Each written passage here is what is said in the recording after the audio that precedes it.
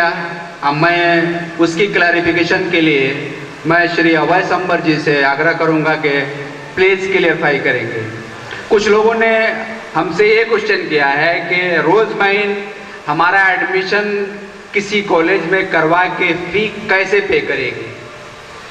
उनका ये कंफ्यूजन था कि अगर फर्स्ट ईयर में रोज़माइन मुझे स्कॉलरशिप के तहत या इस तरह कैश हमको फर्स्ट ईयर का पे कर देती है तो सेकेंड ईयर में क्या भरोसा है कि रोज़माइन सेकेंड ईयर की फ़ी हमें देगी कि नहीं देगी।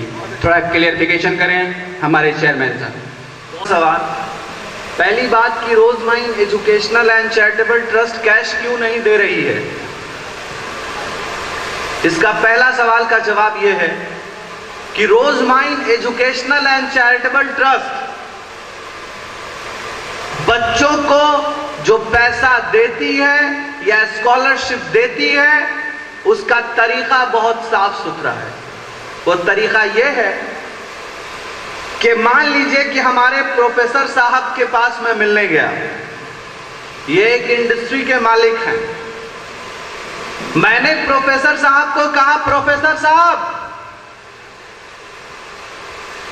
अगर आप इस मुल्क का सहयोग करना चाहते हैं और आप अपना अगर इस्लामिक टैक्स देना चाहते हैं, अगर आप इंसानियत का टैक्स देना चाहते हैं तो ये बच्चे का लिस्ट है, ये बच्चा का लिस्ट है।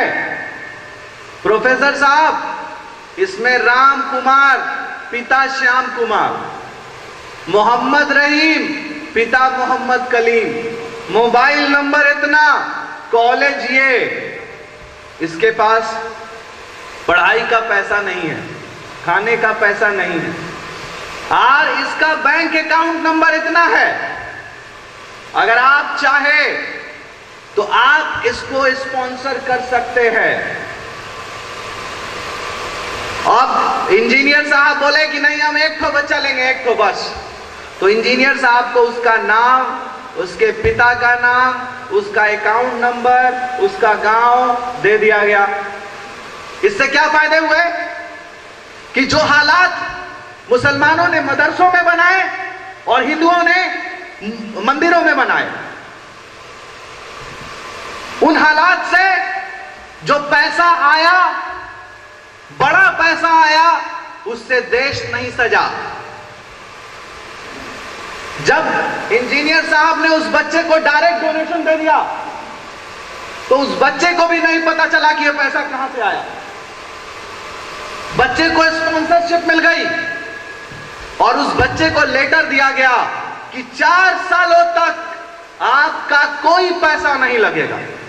पहले साल में यह लिख के दे दिया गया, अगर हम स्पॉन्सर के थ्रू बच्चे को पैसा नहीं दे तो जो शपथ आपने लिया, यही तो रोज़माइन का मकसद है कि मैं पहले पढ़ूंगा फिर पढ़ाऊंगा, तो मैं फिर आपके पास आऊंगा और कहूंगा कि बच्चे आपने इंजीनियरिंग कर लिया, आपने बीबीए कर लिया, आपने वचन दिया था कि आप एक को पढ़ाइएगा, तो ये बच्चा है, ये बच्चे का नाम है। इससे स्वच्छता झलकती है रोज़माइन की। इससे फायदा यह होता है कि अगर पैसा मेरे बैंक में आएगा तो हो सकता है मैं उसको खा जाऊं, या हो सकता है मैं बेईमान हो जाऊं, हो सकता है उसमें से 1 रुपया भी अमानत का खयानत हो जाए। लेकिन जब बच्चे का पैसा स्पॉन्सर के जरिए डायरेक्ट बच्चे को जाता है तो पूरा मुल्क का कोई इंसान अवैस अंबर पे उंगली नहीं उठा सकता। एक ऐसा सिस्टम बना है कि बच्चा का स्पॉन्सर बच्चा को स्पॉन्सरशिप दे रहा है। Point number 1।